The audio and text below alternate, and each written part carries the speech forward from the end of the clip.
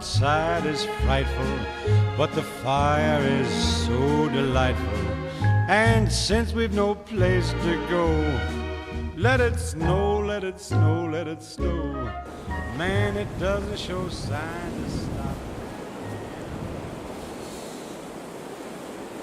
So here's the story, is that Jesus and the disciples were praying, and they really didn't know what was going on, but when they saw him praying while they were on top of the mountain, his face became dazzling white. Now, if you look around right now, you can see that there is a lot of dazzling white around us.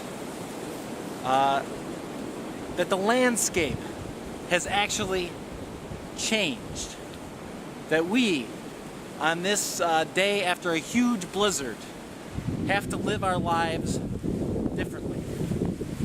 We can't just walk right up this path that's before me up to the church. In fact, we have to get it plowed at some point, hopefully soon. But you can't just do things the same way after you've encountered the dazzling white. That's what I want to just think about as we think about the Transfiguration this weekend. Think about that dazzling white. Think about the meaning of having our lives changed because we have seen Jesus and because we ourselves have been engaged in a new way. Talk soon.